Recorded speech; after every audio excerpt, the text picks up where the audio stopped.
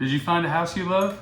Well, here's what happens exactly from I want it to here are your keys, step by step, all right? So let's pay attention.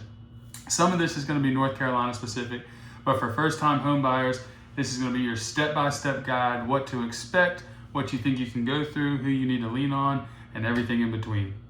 So the first thing we're gonna talk about is a pre-approval letter, right? So, my wife loves sending me stuff on Zillow all the time. Obviously, this is my job. I don't need to see stuff on Zillow. I see it all day. However, she loves to send me stuff.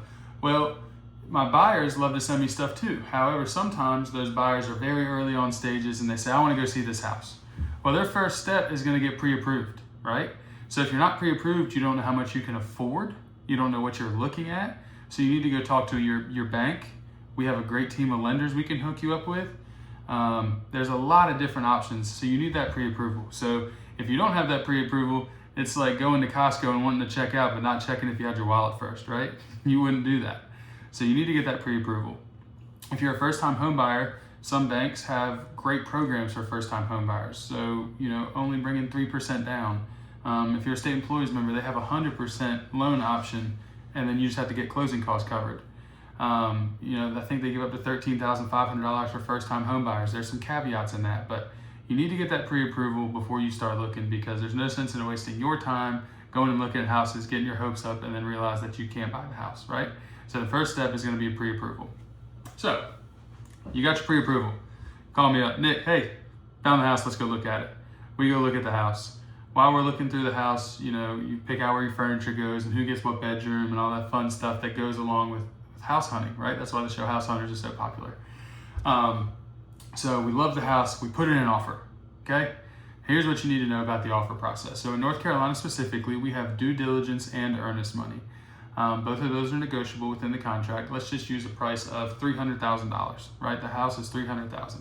We offer $290,000 with $2,500 in due diligence and $1,000 in earnest money.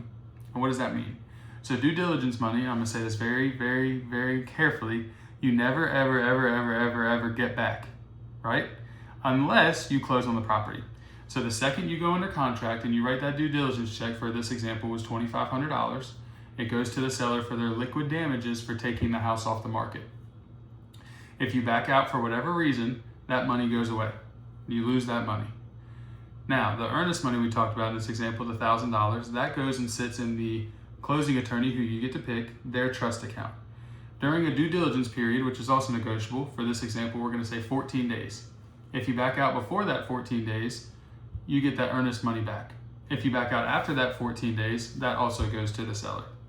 Now, if you close on the property, that $2,500 due diligence plus that $1,000 earnest goes towards your closing costs, right? So that's $3,500, so you would take $300,000, take off $3,500, and that's what now you're paying for the house. So once we're under contract and we get the due diligence all figured out, the earnest money, now the fun begins, right? So we schedule inspections.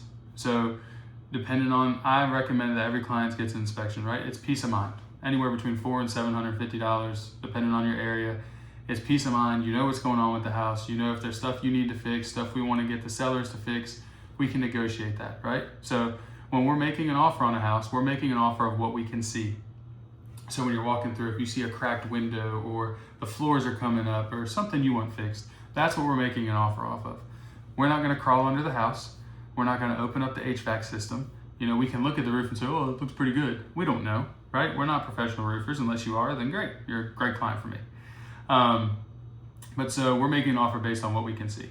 So if we get an inspection and it turns out that there's termites under there or the crawl space is falling down, well, then we get estimates and we get quotes from reputable contractors, and then we present it to the seller and say, hey, we want this to be fixed, or we want this amount of money to fix this problem at closing.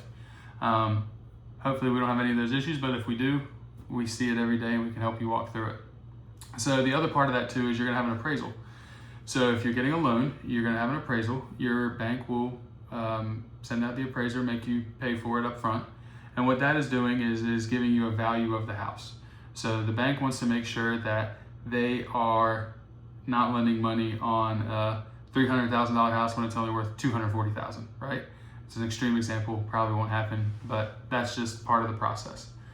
And then loan processing, right? So you have to go to your lender and they have things that they have to do. That's why an average closing takes between 30 and 45 days. So you have to get them, and it's gonna be a lot. You gotta get them all kind of documents, right? You gotta get them your taxes, your W-2s. If you're self-employed, you have to get them last 2 years of tax returns.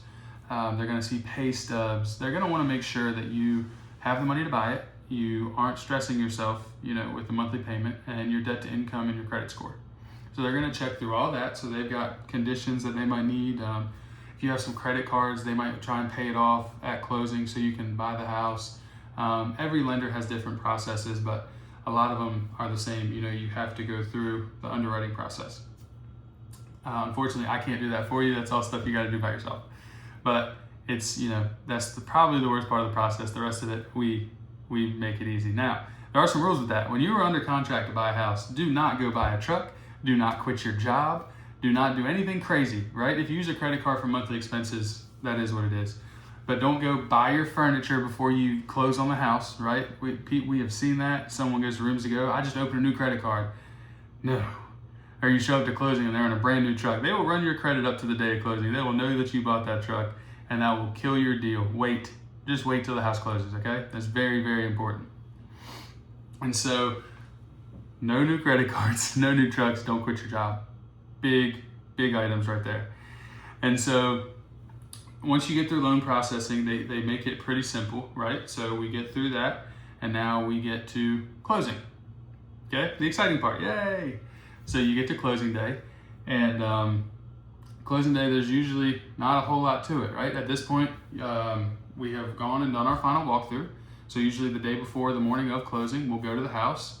We will inspect and make sure there's no leaks, and obviously we've already had our inspections and everything else. We'll go make sure there's no leaks, nothing crazy. Tree didn't fall through the house. There's not a squatter living in there. The seller got everything out that they were supposed to, and they left it in a good orderly fashion. They didn't just leave you a mess.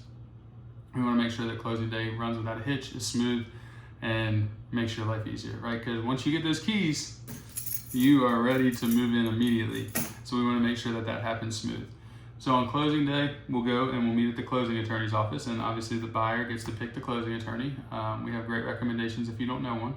And so we go to closing. I'll have a little closing gift for you, very client specific, depending on what we've talked about throughout the transaction, your life, what you like, what you don't like.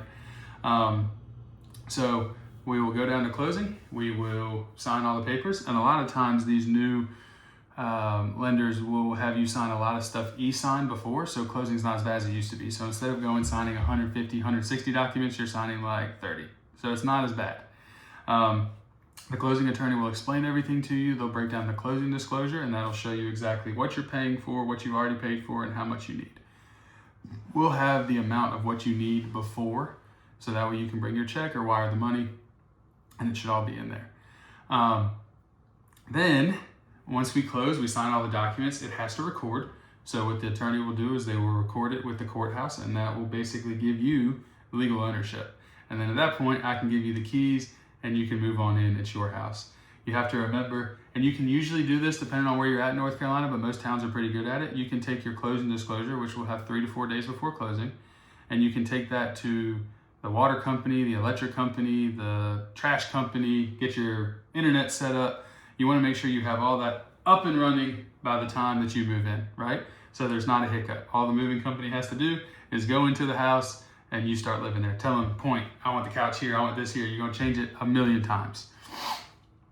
So that's the first time home buyers process in a very overhead view, in a nutshell. I know we didn't go into depth into a lot of things, but so that's kind of what the timeline you're looking at, right? And so if you don't have anything to sell, obviously you wouldn't be a first time home buyer, but we'll help you process how to get from A to B, from I want it to here are my keys. So if you want me to map out this timeline for you, or if you want more in-depth details on the buying process and how much you might want down, or if it's even possible for you, right? If you're renting and you think all I can ever do is rent. If you want all those details, drop your price range and your information below, comment, I'll reply, and we'll see what you can afford, right?